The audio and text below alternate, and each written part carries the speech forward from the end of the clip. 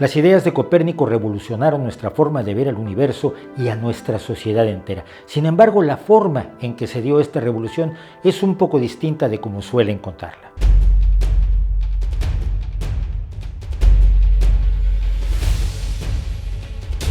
La historia de la investigación sobre el mundo en el que vivimos, su forma y su lugar en el universo, está plagada de ideas inexactas y concepciones extraídas de una visión general poco informada.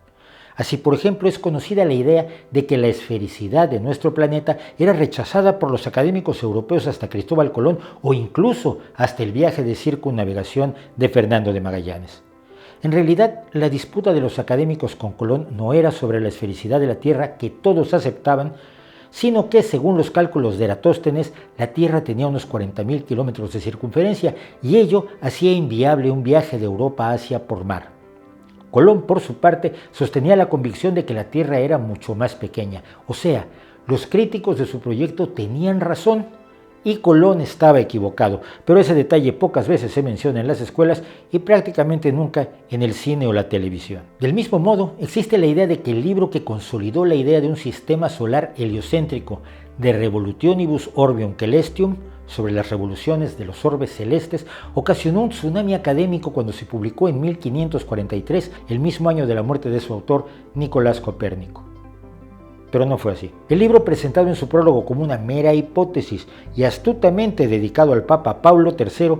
pasó prácticamente inadvertido durante casi 60 años antes de participar en el terremoto del conocimiento que disparó la revolución que consagró a la ciencia como método para conocer, entender, explicar e incluso manipular el universo que nos rodea. Quizás el silencio que rodeó a su libro habría sido del agrado del propio Copérnico, hombre amante de pasar inadvertido, introvertido y reacio a debates como el que hasta hoy provocan sus ideas. Por ejemplo, al momento de hacer este video, el artículo sobre Copérnico en la versión en inglés de la Wikipedia está bloqueado para impedir que grupos astrológicos, creacionistas, literalistas bíblicos y otros lo usen como campo de batalla para una guerra de promoción de sus propias ideas, prejuicios y creencias alrededor de uno de los grandes genios, el fundador de la astronomía moderna. Nicolás Copérnico nació en 1473 en Torún, Polonia, y aunque en general se le considera un astrónomo polaco, no falta quienes lo quieren considerar alemán, dados los conflictos fronterizos de la época. Estudió latín, matemáticas, astronomía, filosofía y óptica en la Academia de Cracovia y después, en Padua y Bolonia, en Italia, derecho canónico y medicina, lo que le permitió, al volver a su tierra natal, acceder a diversos puestos eclesiásticos, administrativos y políticos, además de su pasatiempo de traducir poesía griega al latín. Como canónigo de Frombork realizó una serie de observaciones astronómicas a ojo desnudo. El telescopio no estaría a disposición de los astrónomos sino hasta medio siglo después de la muerte de Copérnico, y en 1514 escribió y distribuyó entre sus amigos en forma manuscrita un pequeño libro,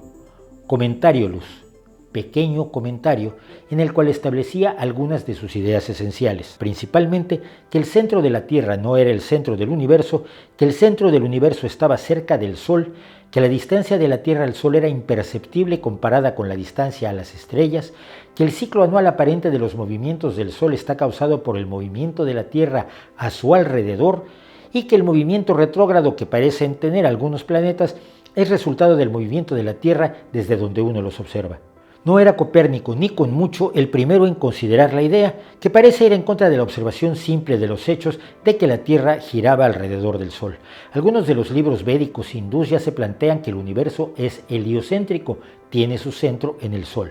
En la antigua Grecia, Heráclides de Ponto, Aristarco de Samos y el propio Eratóstenes, el hombre que midió la circunferencia de la Tierra en el siglo III antes de la Era Común, consideraban correcta la visión heliocéntrica. Lo mismo ocurrió en la Babilonia de los Seleucidas, en la que el astrónomo Seleucio de Seleucia retomó e incluso se dice que probó los planteamientos de Aristarco. Y en la Europa medieval ya había ideas heliocéntricas antes de Copérnico. Así pues, las ideas desarrolladas por Copérnico a partir de su pequeño comentario y que derivaron en el libro sobre las revoluciones de los orbes celestes eran especiales no por su originalidad, sino por algo mucho más importante, porque más que ideas eran una cosmovisión formada por una sólida base matemática,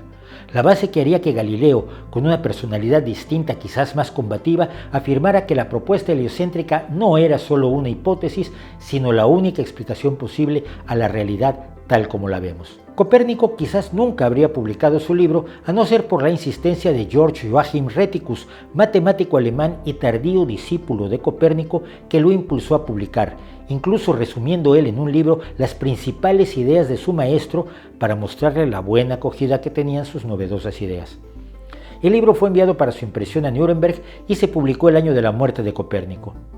La leyenda dice que el genio polaco alcanzó a ver un ejemplar antes de morir. El libro de Copérnico, pues, no fue retirado por la Iglesia al triste índice de libros prohibidos, sino hasta 1616, en medio del escándalo del proceso de Galileo.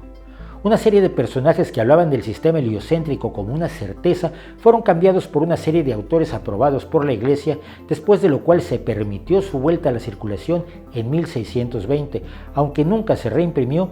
y su lectura estuvo sujeta a restricciones hasta 1758.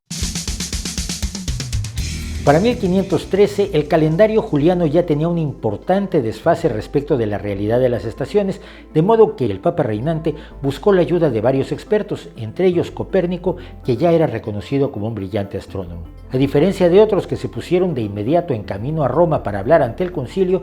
Copérnico respondió por carta con una propuesta para la reforma del calendario, indicando que no tenía nada más que aportar a las discusiones porque consideraba que el movimiento de los cuerpos celestes aún no se entendía con bastante precisión. Cuando en 1582 Gregorio XIII promulgó finalmente las reformas al calendario, estas se hicieron con ayuda de las tablas astronómicas realizadas por Erasmus Reinhold con base en los parámetros matemáticos descubiertos, por supuesto, por Copérnico.